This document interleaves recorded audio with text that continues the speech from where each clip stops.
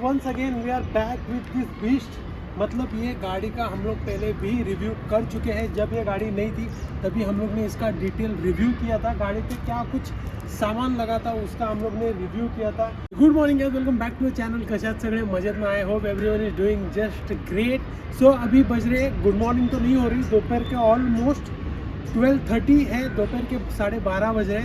ये है आज अपने साथ KTM की 390 एडवेंचर, और ये इस सेगमेंट की सबसे एक नंबर गाड़ी, सबसे खतरनाक गाड़ी। 5 लाख में ये गाड़ी टूरिंग में और अच्छा खासा ऑफ रोड, ये ऑफ रोड मशीन ही है और ये टूरिंग मशीन है। इसका नाम ही KTM 390 एडवेंचर है। सो इस गाड़ी का हम लोग ने पहले रिव्यू किया था, मतलब डिटेल रिव्यू, एक वॉक अराउंड लिया था हम लोग ने, गाड़ी में क्या कुछ सामान था वो सब देखा था। बट आज ये गाड़ी यहाँ पे आई है एक ओनरशिप रिव्यू के लिए। टोटल 10,000 किलोमीटर ये गाड़ी चल चुकी है। The owner is with me. मेरा दोस्त ही है जो पहले भी अपने चैनल पे ये गाड़ी के साथ आ चुका था। उसने बहुत अच्छी खासी इन्फॉर्मेशन अपने को दी थी, और ये गाड़ी का मतलब आप लोगों ने उस वीडियो पे बहुत अच्छा हम लोग को रिस्पॉन्स दिया था, बहुत ज़्यादा प्यार दिया था। So may I request mister Aditya Deodhar, मेरा school friend Aditya, please come here. Hi, कैसा है? मस्त। So Aditya, he is the owner, whole and soul of this bike. उन्होंने ये गाड़ी चलाई है। अभी उनसे हम लोग डिस्कस करेंगे, आदित्य से हम लोग बात करेंगे कि 10,000 किलोमीटर में क्या कुछ उसने देखा, गाड़ी कहाँ कहाँ पे चलाई, गाड़ी में कितने सारे सर्विसेज हुए, क्या कुछ गाड़ी में काम हुआ। तो ये रहा इस गाड़ी का ओडोमीटर। इसमें किलोमीटर्स देख लो आप, 10,203 किलोमीटर्स गाड़ी अभी तक चल चुकी है। अभी हम लोग आदित्य को कवर करेंगे, आदित्य से पूछेंगे कि अभी तक जो 10,000 किलोमीटर चला है उसका एक्सपीरियंस कैसा रहा है, और गाड़ी कहाँ पे चली है कहाँ पे नहीं चली है वो तो बाद में कवर करेंगे। बट ओवरऑल गाड़ी का एक्सपीरियंस, 10,000 किलोमीटर्स बहुत होते हैं। 10,000 किलोमीटर्स एक गाड़ी को जानने के लिए, पहचानने के लिए। सो प्लीज़ हम लोग के साथ शेयर करो। तो सबसे पहले तो मैंने शुरुआत की थी पिछले साल मार्च महीने से इस बाइक के ऊपर। तो मेरा अभी 10,000 किलोमीटर्स क्रॉस हो चुका है, एंड हाईवेज के ऊपर और सिटी दोनों मिला के मेरा हुआ है ये। तो इसके हिसाब से जब हाईवेज पे मैं जाता हूँ तो कंफर्ट मतलब सीट कंफर्ट बहुत अच्छा है, सस्पेंशन बहुत कंफर्टेबल लगता है, और अभी बहुत अच्छे से मैं यूज टू हो चुका हूँ इस सस्पेंशन से। तो जब भी ऑफ रोड भी जाना होता है तो भी मेरे को ऐसा मतलब ये नहीं रहता है एक हेजिटेशन कि भाई कैसा होगा, मतलब कैसा होगा कैसे नहीं होगा। तो जब मैंने पिछले साल भर में 3 या 4 में ट्रेल ऑफ रोड ट्रेल्स पे जाके बाइक को एक्सपीरियंस किया, तो उसका भी एक्सपीरियंस बहुत अच्छा लगा मुझे। क्योंकि कैसा है कि इसमें ट्यूबलेस टायर है, फिर भी रोड मतलब ऑफ रोड पे टायर अच्छे से ग्रिप करते हैं, और इसके जो एड फंक्शंस है जैसे कि पीछे का ABS आप डिसेबल करते हो, तो उसके वजह से ऑफ रोड के टाइम पे आप अच्छे से बाइक को स्लाइड करके एंजॉय कर सकते हो। तो वो भी मैंने ट्राई किया था और मुझे बहुत मज़ा आया उसमें। सो ये तो हो गया ऑफ रोड का, ये तो ऑफ रोड किंग है ही, वो तो हम लोग सब लोग पहचानते हैं। हाईवेज पे तो ये राज करती होगी। सो मुझे पता है, बट आपका एक्सपीरियंस कैसा है? आपने ये 10,000 किलोमीटर गाड़ी चलाई है, हाईवेज का एक्सपीरियंस कैसा है? हाईवेज का एक्सपीरियंस भी बहुत एन्जॉयबल है, क्योंकि इसके ऊपर आराम से मैं जब भी हाईवेज पे जाता हूँ, मतलब कि एवरी सैटरडे संडे तो नहीं पॉसिबल होता, लेकिन मंथ में 2 ब्रेकफास्ट राइड तो हो ही जाते हैं। तो उस टाइम पे हम लोग या तो गुजरात हाईवे पे जाते हैं या फिर यहाँ पे पूना जाते हैं। तो उसमें भी जब अच्छे से क्रूजिंग का जब सिचुएशन रहता है कि आपको क्रूज करते करते बस कवर करने किलोमीटर्स, तो भी ये बाइक के ऊपर बहुत अच्छा मज़ा आता है। क्योंकि इसमें एक तो पहली बात तो इसका जो स्वीट स्पॉट है वो 6,000 RPM के आसपास है, जिसके ऊपर आपका जो स्पीड रहता है बाइक का वो 115 to 120 किलोमीटर्स के बीच में रहता है। तो वो एक आइडियल क्रूजिंग स्पीड बन जाती है इस बाइक के लिए, जिस पे आप अच्छे से एंजॉय भी कर सकते हो, और ज़्यादा भी मतलब कंट्रोलिंग के लिए भी बहुत अच्छा स्पीड है वो। अगर आपको समझो हाईवे के ऊपर कभी कभी एनिमल्स आ जाते हैं तो तभी भी आपको कंट्रोल करने में आसानी होगी बाइक को। अपन डिटेल वॉक अराउंड ले रहे थे गाड़ी का, तभी तो बहुत सारा 2 पैनियर्स थे और बहुत सारा सामान मुझे गाड़ी पे दिख रहा था। आप खुद भी, मतलब तू खुद भी पूरा गेयर्ड अप था, मैंने पूरा देखा था अच्छे से। एक प्रॉपर जो राइडर होता है ना वो दिख रहा था। ये गाड़ी में पूरा जो सेटअप है जो लगाया है वो तो अपने को पता है क्या क्या है, बट आज तक उस सेटअप को लेके कुछ प्रॉब्लम आया क्या? नहीं, अब तक तो कुछ प्रॉब्लम नहीं आया, and I feel very fortunate about it. Because कैसे रहता है कि हम लोग ये सब एक्सेसरीज तो फिट कर लेते हैं, लेकिन बात वहाँ पे आती है कि वो आपके बाइक के लिए एक्चुअल में उतना यूज़फुल हो रहा है, आप उसका पूरी तरह से एडवांटेज ले पा रहे हो कि नहीं। And second thing is build quality. तो लकीली मैंने जो जो एक्सेसरीज फिट किए थे उनका बिल्ड क्वालिटी मुझे बहुत अच्छा मिला था। तो आप देख सकते हो कि अभी इसको 1 साल होना है, लेकिन किधर भी इसका रस्टिंग इशू नहीं है या फिर पेंट निकला हो, ऐसा कुछ नहीं है। उसके बाद फिर यहाँ पे पैनियस के जो ये सैडल स्टेज है उसके ऊपर भी आप ठीक से देखेंगे तो यहाँ पे भी कुछ ज़्यादा रस्टिंग का इशू नहीं है, क्योंकि इन्होंने पेंट क्वालिटी बहुत अच्छा यूज़ किया था। तो आई विल सजेस्ट दैट कभी भी आप बाइक के लिए कुछ एक्सेसरीज खरीदते हो, जैसे कि लगेज के लिए हो गई या फिर आपके ईजी मतलब राइडिंग को ईजी करने के लिए, तो आप हमेशा क्वालिटी उस कंपनी की कैसी है, बिल्ड क्वालिटी, वो भी चेक करें। ये तो हो गया पूरा जो आफ्टर मार्केट अपन ने लगाया था उसके बारे में बात करना ज़रूरी था ही, क्योंकि कोई कोई लोगों का है ना, क्या है, वो लोग सामान तो बिठा लेते बट उसके बाद उसका काम निकलना चालू होता है। वो मतलब गाड़ी बार बार कहीं ना कहीं फिटिंग को जाती है। तो ठीक है, आपको कुछ प्रॉब्लम नहीं आया, वो तो एकदम सब बात सही है। अभी आते हैं गाड़ी के इस पॉइंट पे, 10,000 किलोमीटर्स में अभी तक गाड़ी में कितने सर्विसेज हुए फ्री वाले? फ्री वाले अब तक 2 सर्विस हो चुके हैं। एक तो जो 1000 किलोमीटर पे होता है वो, एंड सेकेंड सर्विस मैंने किया था अगस्त या सितंबर में, अराउंड 7500 किलोमीटर्स तक क्लॉक हो चुके थे ओडो पे। तो दोनों सर्विसेज का कॉस्ट, सर्विस 1 का मुझे पड़ा था अराउंड 2500 एंड सर्विस 2 का मुझे पड़ा ऑलमोस्ट अराउंड 2800। तो मैं ये बोलूँगा कि सर्विस जो मतलब एक्सपीरियंस था सर्विस का वो बहुत अच्छा है केटीएम का। एक तो इनके पार्ट्स की जो कॉस्टिंग रहती है वो बहुत सस्ती है, मतलब आपको ऐसा नहीं लगता कि अभी पार्ट्स चेंज होंगे तो आपका खर्चा बढ़ जाएगा, वो आपको एक बर्डन नहीं रहता कभी भी। सो मेरे अकॉर्डिंग जो गाड़ी अपन लेते, नई गाड़ी लेते, उसके कितने, इसके कितने सारे सर्विसेज फ्री है? पहले 3 सर्विसेज फ्री होते हैं। 2 हो गए आपके, हाँ, ठीक है। और एक पेंडिंग। फिर भी 2 सर्विसेज में जो आपको 100 एंड 100 कॉस्ट है, वो किस बात का कॉस्ट है, वो थोड़ा एलाबरेट करिए। ओके, तो सर्विस 1 सर्विस 2 दोनों फ्री सर्विस थे एंड थर्ड सर्विस भी फ्री है। तो फ्री सर्विस में क्या होता है जनरली कि आपके जो पार्ट्स चेंज होते हैं, जैसे कि एयर फिल्टर हो गया, ऑयल चेंज हो गया, ऑयल फिल्टर, बाद में फिर ये फ्यूल फिल्टर होता है, उसके बाद फिर आपका chain lube and chain cleaning होता है, वॉशिंग होता है। तो ये सिर्फ उसके चार्जेस होते हैं, आपको इसमें लेबर चार्जेस नहीं पे करने पड़ते। जबकि जब आपकी फ्री सर्विस ख़त्म हो जाती है तब आपको पार्ट्स प्लस लेबर चार्ज, इन दोनों का कॉस्टिंग लगता है। सो मतलब अभी तक जो 2 सर्विसेज हुए उसमें नॉर्मली जो छोटा बड़ा मतलब छोटा मोटा जो कुछ भी काम है वो उसका सिर्फ आपसे पैसा लिया गया है। अभी भी आपकी थर्ड सर्विस पेंडिंग है, आप बोल रहे हो, वो कितने 1000 किलोमीटर्स पे है? तो वैसे उसका पेंडिंग सर्विस जो है वो अराउंड 15,000 किलोमीटर्स के ऊपर है, मतलब 15,000 किलोमीटर जब कंप्लीट हो जाएंगे तब, या तो फिर अप्रैल मंथ में 28 अप्रैल को मेरा ड्यू डेट है। सो ये तो हो गई सर्विसेज की बात, अभी तक मेजर सर्विस हुआ नहीं है। सो इसका कुछ कॉस्ट अभी तक इतना 2,000-2,500 इज़ गुड, ठीक है। गाड़ी इतनी महंगी ले रहे अपन, तो 2,000-2,500 मुझे नहीं लगता किसी को इतना मैटर करना चाहिए, क्योंकि गाड़ी उतनी बड़ी है, गाड़ी उतनी महंगी है। सो ये हो गया सर्विस की बात। अभी गाड़ी का जो आपने ये आफ्टर मार्केट सब कुछ सामान लगाया है उसका तो आपको कुछ परेशानी है नहीं, जैसे आप बता रहे हो। बट गाड़ी का कभी, चलो गाड़ी गिर गई या फिर गाड़ी का कुछ छोटा बड़ा कुछ एक्सीडेंट हुआ है आपका?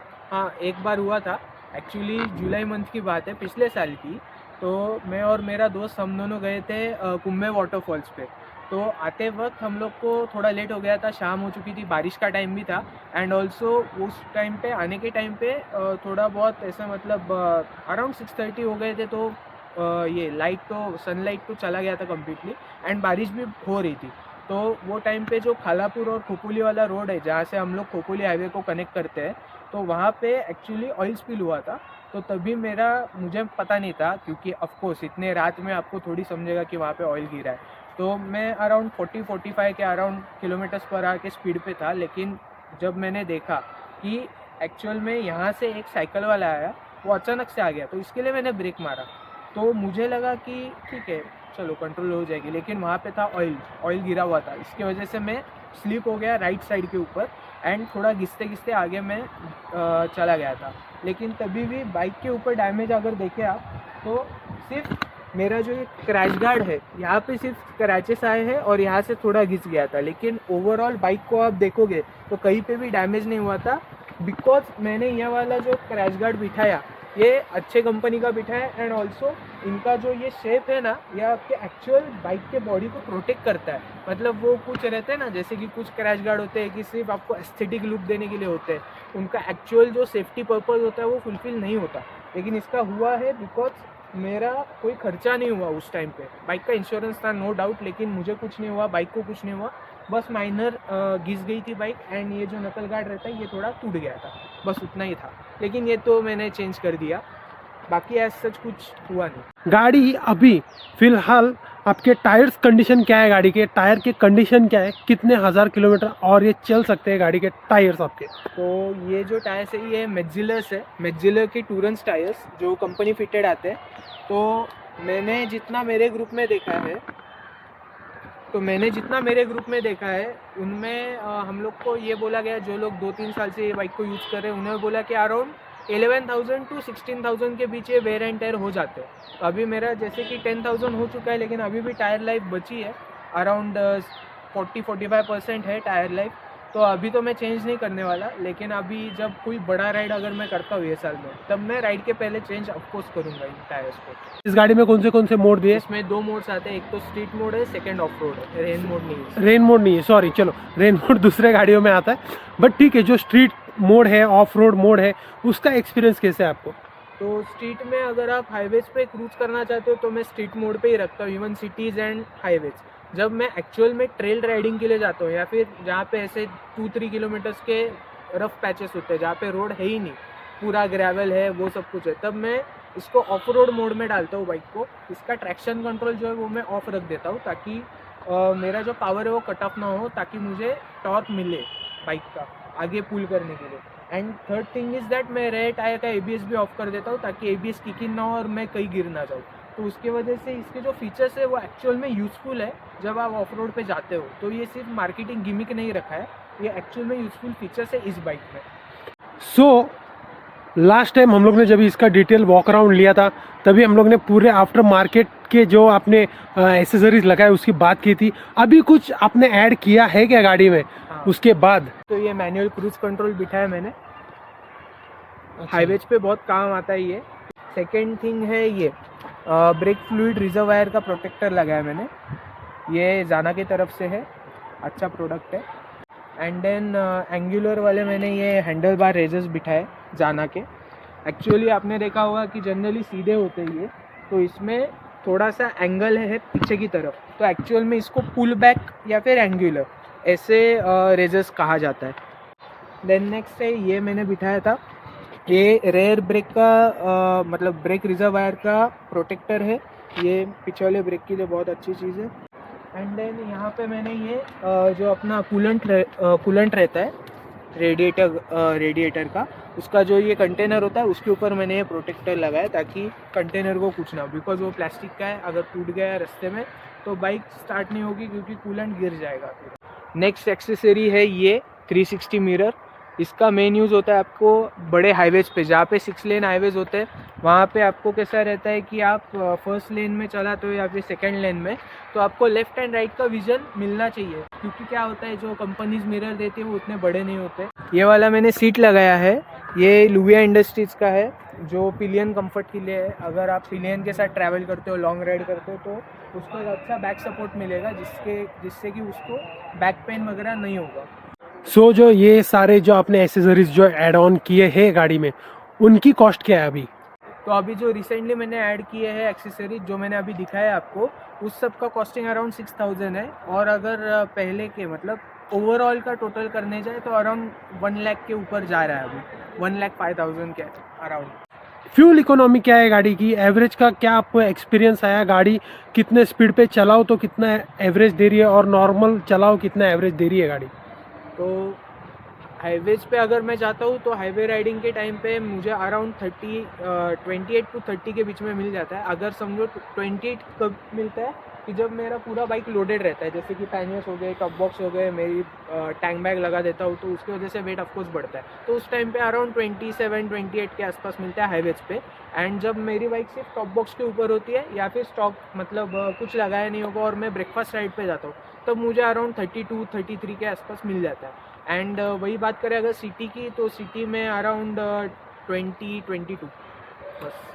सो ये सब थी गाड़ी की सारी अच्छी बातें, मतलब जो कुछ भी भाई ने अभी तक अपन के साथ शेयर किया, अपने साथ शेयर किया, वो सब अच्छा सुनने में लग रहा है। बट कुछ तो रहता है, कुछ तो एक फॉल्ट रहता है, कुछ अच्छी चीज़ें रहती है, तो वहाँ पे कुछ बुरा भी होता है, बुरा भी रहता है। तो अकॉर्डिंग टू यू इस गाड़ी के प्रोज एंड कॉन्स क्या क्या है? प्रोज की बात की जाए तो सबसे पहले हाईवे टूरिंग मशीन है, कितने भी किलोमीटर्स आपको कवर करने मज़ा आ जाएगा, आपको बिल्कुल भी फटीक नहीं फील होगा। सेकेंड एडवांटेज बोलने जाए तो वेट, जैसे कि ये 400 सीसी बाइक है और अगर आप और किसी बाइक्स का वेट देखोगे, फॉर एग्जांपल हिमालयन, तो हिमालयन का जो वेट है वो अराउंड 190 केजी या 185 केजीज अराउंड है। तो उसका वेट और इसका वेट में बहुत ज़्यादा फ़र्क पड़ता है, क्योंकि इसका वेट 176 केजी और उसका 189 केजी है। तो यहाँ पे आपको हैंडलिंग करने में भी आसान होता है। तो मैंने जितना देखा अभी, जैसे कि ट्रैफिक में हम लोग खड़े रहते हैं, आपको सिग्नल के ऊपर रुकने के बाद बाइक को मोशन में लाना है, तो मोशन में लाने के टाइम के आपको साइड स्टैंड से बाइक निकालने के टाइम कभी भी वेट फील नहीं होता।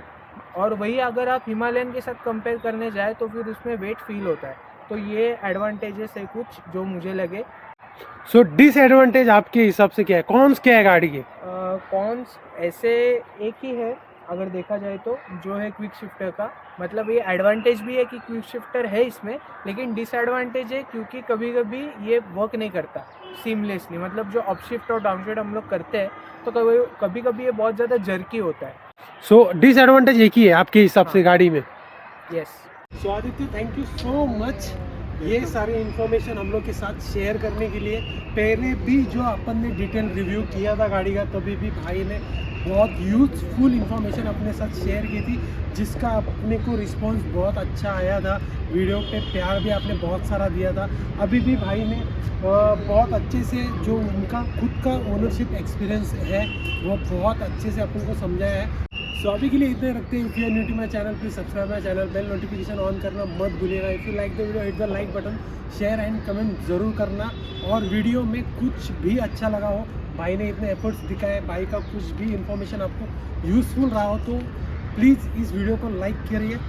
सो अभी के लिए इतने रखते हैं, तब तक के लिए ride safe and be safe. Tata bye bye, take care.